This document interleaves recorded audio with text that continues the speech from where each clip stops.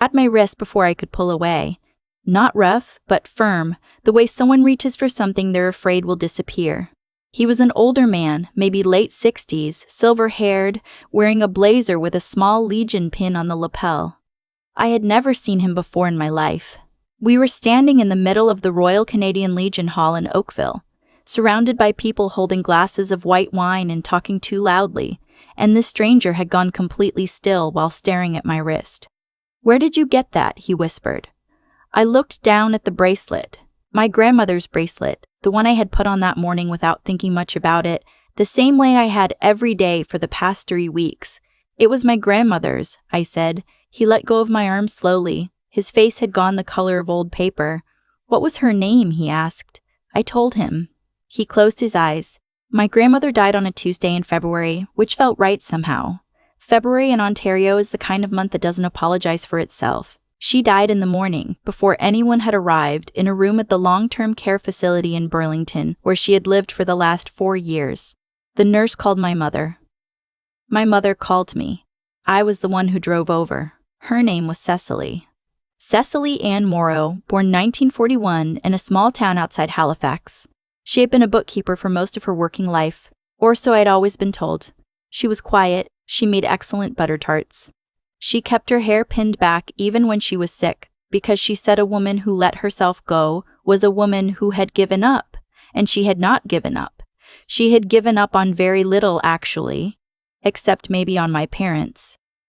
That sounds harsher than I mean it. My parents are not bad people. They are busy people, which is a different thing, though sometimes I wonder if that distinction matters to the person being left behind. My father runs a landscaping company. My mother works in insurance. They are organized, practical, and very good at convincing themselves that everything is being handled when everything is not being handled. For the last 4 years of my grandmother's life, everything was not being handled. I visited her every 2 or 3 weeks. I brought her Tim Hortons. Double, always. She never changed. And we would sit in her room and she would tell me things. Stories mostly. About Halifax when she was young, about meeting my grandfather at a dance, about the winter she spent in Ottawa the year before she married him. She never said much about Ottawa. When I asked, she would change the subject with the smoothness of someone who had been changing subjects for a very long time. My parents visited her on Christmas and her birthday. Sometimes Easter. They always had reasons. The drive was 40 minutes. Work had been relentless. The kids, meaning me and my brother, though we were both adults, had things going on. I stopped arguing with them about it around the time my grandmother stopped mentioning it. That silence on her part, the careful way she never complained, bothered me more than any complaint would have. She was protecting them. Even at the end, she was protecting them. She died with one nurse and no family in the room. I got there 20 minutes after. Her hands were still warm. I sat beside her bed for a long time. I held her hand. I am not going to pretend that the room felt empty because it did not. She had been there and then she wasn't, but there was something left in the air, some weight, some presence. And I didn't want to be the one to break it by leaving. Eventually I had to leave. There was not much to settle. My grandmother had lived simply. She had a small amount of savings, enough to cover her remaining tear costs and little else. She had a few pieces of furniture, a collection of paperback novels, a tin of letters I didn't open right away, and her jewelry, which amounted to a pearl necklace, a pair of clip-on earrings, and the bracelet. My mother took the necklace. The earrings went into a box somewhere. I asked if I could have the bracelet and nobody objected, mostly because nobody had really looked at it. I had looked at it for years. It was silver, not bright silver, but the kind that has aged into something deeper. It had a flat, rectangular panel in the center, about the size of a stamp, and on the panel there were markings I had never been able to make out clearly. Not decorative, not random. Something engraved very precisely in a style that looked almost technical. Around the panel, the chain itself was braided in a pattern I had never seen on any other piece of jewelry. It was not beautiful in an obvious way. It was the kind of thing you had to look at for a while before you understood that it was extraordinary. My grandmother wore it every day I could remember. She never took it off. Not in the hospital, not in the care home. The nurses had tried once to remove it for a procedure, and she had, apparently, been very clear that this was not going to happen. I put it on the morning of the Legion Gala and did not think much more about it. The gala was not something I would normally attend. I had gone because a friend of mine, who works for a veterans advocacy organization in Hamilton, needed a +1 and I needed a reason to leave my apartment. It was the kind of event I was not quite dressed for. I was wearing a blazer over a dress that was more casual than the room called for, but the food was good and the speeches were mercifully short, and I was doing fine until the man grabbed my wrist. His name was Douglas. He was 68 years old, and he had retired from the Canadian Security Intelligence Service 14 years earlier after a career that he described very carefully as administrative. He said that word, administrative, with the faint, practiced emphasis of someone who had used it for decades to close down conversations. We found a table in the corner. My friend gave me a look across the room, and I gave her back that I hoped conveyed that I was fine, just busy, please don't come over here yet. Douglas set his glass down. He looked at the bracelet again, then at me. How much do you know about your grandmother? He asked. I thought I knew her pretty well, I said. Now I'm not so sure. He nodded slowly. She wouldn't have wanted you to know. I want to say that first. Whatever I'm about to tell you, she made her choices and she was at peace with them. She was one of the most deliberate people I have ever met. He had known her, he said, since 1974. He had been a young analyst, recently recruited, stationed in Ottawa. She had already been working in her capacity for 6 years by then. Her capacity. He paused when he said it, as if he was still deciding how much to say. My grandmother, Cecily Ann Morrow, bookkeeper, butter tart maker, woman who kept her hair pinned even when she was sick, had been a civilian intelligence asset for the Canadian government for over 30 years. I made him repeat that. He repeated it. She had been recruited, he explained, in 1968 through a program that no longer existed in its original form. She had been identified, he wouldn't say by whom or how, as someone with an unusual combination of qualities. She was observant. She was unremarkable in appearance. She had an exceptional memory. She was the kind of person, Douglas said, that no one looked at twice. He meant it as a compliment. I think I understood that. She had spent 3 decades moving information. Not dramatic information. Not the kind of thing you see in films. Mostly she tracked financial patterns, he said. She noticed things. Transactions that didn't line up. Business connections that crossed lines they shouldn't have crossed. She had a gift for spotting the thing that was slightly wrong in a picture that looked completely right, and she had spent her career quietly and visibly handing those observations to people who knew what to do with them. She had never carried a weapon. She had never used a false name for any sustained period. She had lived her actual life, married my grandfather, raised my mother, moved to Burlington, while also living this other thing, this parallel thread of careful, quiet, and visible work. She was never an employee, Douglas said. Not formally. The terminology we used was a trusted contributor. The arrangement gave her flexibility. It also meant she had very few protections. What does that mean? It means no pension, no formal recognition, no file with her name on it that anyone could access. If anything had ever gone wrong, he stopped. It didn't go wrong. She was too careful for that. I thought about my grandmother's savings, the small, careful amount. The 4 years in a care home that had eaten through almost everything. She wasn't paid? I asked. She was compensated, modestly, in ways that were difficult to trace. He looked uncomfortable. The program was designed for a different era. The thinking was that people like your grandmother, civilians, trusted contributors, were motivated by something other than money. Patriotism, I said. Yes. I looked at the bracelet on my wrist. The bracelet, I said. He nodded. It was an identification marker. Each contributor had one. Specific dimensions, specific engravings. If she ever needed to be found, or if she found herself in a situation where she needed to identify herself to someone who could help, the bracelet was the signal. Did she ever need that? Not that I know of. He paused. She may have. Her records are incomplete. We sat there for a moment. Around us, the gala continued. Someone was giving a toast. There was laughter from the other side of the room. The lights were warm, and the wine was being poured again. Why are you telling me this? I asked. Douglas looked at me steadily. Because she's gone. Because the program ended formally in 2009. Because when I saw that bracelet tonight, I realized there was finally someone who should know. He looked down at his hands. And because I sat across a table from your grandmother in a government building in Ottawa in 1987 and watched her describe something she had noticed, a pattern in a series of transactions that eventually led to the interruption of a money laundering operation that was funding a lot of very bad things. She described it in maybe 4 minutes. Clear, precise, nothing wasted. And then she went home, and nobody thanked her. I didn't say anything.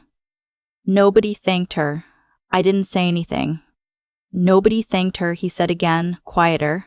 That bothered me then. It still does. I drove home that night in the kind of silence that isn't really silence. It's too loud inside for that. I thought about all the times I had sat in her room in the care home, and she had changed the subject when I asked about Ottawa. I thought about the winter she said she spent there, the year before she married my grandfather, which Douglas had told me was not quite accurate. She had gone back many times over many years, always for what she described to my grandfather as bookkeeping work. My grandfather had known there was something. Douglas said he was nearly certain of that, though she had never confirmed it, and my grandfather had never asked directly. That was, Douglas said, part of what made their marriage remarkable, a particular form of trust that doesn't require full information. My grandfather had been dead for 11 years. I thought about what she had carried, alone, for all those years after him. I thought about the care homeroom and the double-double from Tim Hortons and the way she would sometimes stop mid-sentence and look out the window at the parking lot with an expression I had never been able to name. I thought I understood it better now. I thought about my mother.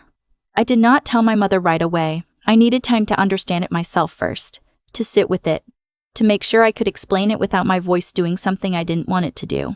When I did tell her, on a Sunday afternoon about 3 weeks later, sitting at her kitchen table in the house I grew up in, she was very quiet for a very long time. My mother is not a quiet person by nature. She is efficient and she talks fast and she moves through her life at a pace that doesn't leave much room for sitting still. So the silence, real silence, 2 or 3 full minutes of it, was unusual. It was the kind of silence that happens when someone is reorganizing something fundamental. She never said anything, my mother said finally. No. Not once, no. My mother looked at the table. Her coffee was going cold, but she didn't move to pick it up. I thought she was. I don't know what I thought. I thought she was just quiet. She paused. I thought she didn't have much to say. She had a lot to say, I said. She just couldn't. My mother put her hand over her mouth. She didn't cry right away. She sat there with her hand over her mouth, and I watched her do the thing that I had done. That recalculation, that slow, painful rearrangement of everything you thought you knew about a person. She should have had better, my mother said.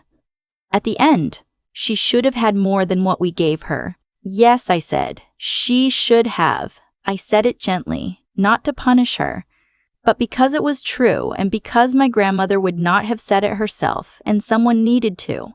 My mother cried then, properly.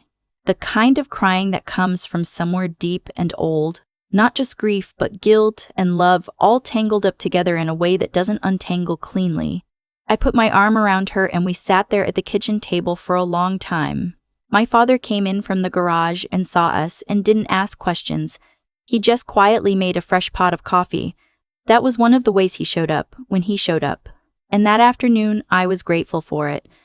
In the months that followed, my mother changed. I don't mean in a dramatic way. There was no single moment of transformation, no announcement. It was more like watching someone gradually turn toward a window they had been standing with their back to. She started talking about my grandmother, really talking, asking questions, going through the tin of letters I had brought over, calling her own cousins in Nova Scotia to ask things she had never thought to ask before. She framed a photograph of my grandmother from 1971, young, sharp-eyed, standing on a street in Ottawa in a wool coat, and put it on the hallway wall where she would see it every morning. She also started volunteering every other Saturday at a Veterans Resource Center in Hamilton. She had never done anything like it before in her life. I can't fix what I didn't do, she said to me one afternoon, after we had spent the morning at the center together. I know that, but I can do something now. I thought about the comment I had read once, somewhere, that it's never too late to take up the torch. I had thought it was a bit much when I read it. Standing there watching my mother fold donated blankets with the careful attention of someone trying to make something right, I thought I understood it differently. I still wear the bracelet. I've looked into its history as much as I can, which isn't much. Douglas was right that the records are incomplete, and the program it belonged to was never officially acknowledged. I filed a request through Access to Information. I don't expect much. I've made peace with not knowing the full shape of what she did, because the full shape was never meant to be known. That was the point. That was the whole design of it. What I know is this. My grandmother spent 30 years doing something difficult and invisible and important, and she did it without asking to be seen, without leaving herself a way to be thanked, without ever once suggesting to her family that she was anything other than what she appeared to be. She was a quiet seamstress. That's what people would say about her if they didn't know. A quiet bookkeeper. A quiet old woman in a care home who liked double-doubles and kept her hair pinned and didn't complain. She was all of those things. She was also the person in the room who noticed what everyone else missed, who remembered everything, who made the call that made the difference, and then went home and made butter tarts and never mentioned it. I don't know how to fully hold that. I'm not sure I'm supposed to, but I wear the bracelet every day. And sometimes, when someone looks at it, a certain kind of look, curious, almost caught, I think about Douglas going pale across that room in Oakville, and I think about my grandmother standing on a street in Ottawa in 1971 in a wool coat. Sharp-eyed and unhurried and caring more than anyone around her knew. She didn't need us to know. She never needed that. But I'm glad I do. I think about Cecily's hands a lot. The way they looked when I got to that room in Burlington 20 minutes too late. Still warm, still. Hands that had held a double-double, that had rolled out pastry dough, that had quietly, carefully, for 30 years, passed along the kind of information that keeps people safe without them ever knowing it. And nobody in our family had thought to ask what those hands had really been doing all that time. That's not entirely fair. You can't ask about what you don't know to ask about. But I think there's something underneath the not knowing that's worth sitting with. A kind of incuriosity we let ourselves off the hook for too easily. We assumed we understood her because she didn't push back, because she was quiet, because she made herself easy to overlook, and that's on us. What Douglas told me that night in Oakville rearranged something I didn't know needed rearranging. My grandmother had operated for decades with a quality I've been trying to find the right word for ever since. It wasn't just discipline, though it was that. It wasn't just loyalty, though it was that too. It was something closer to a deep, unshakable sense of what was right. A moral steadiness that didn't need an audience, didn't need a record, didn't need anyone to know. She had decided, somewhere early on, what kind of person she was going to be, and she had simply been that person, every day, without fanfare and without complaint. I wonder sometimes what it cost her, the isolation of it, the careful management of what she said and didn't say, even with people she loved. My grandfather must have sensed something. Douglas thought so.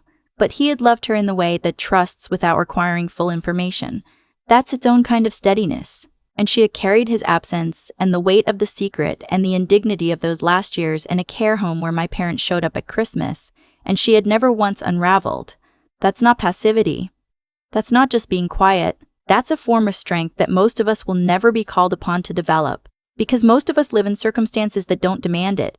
She had it anyway. She had built it, over decades, through choices no one saw her making. My mother, standing in that resource center in Hamilton, folding blankets with the careful attention of someone trying to make something right.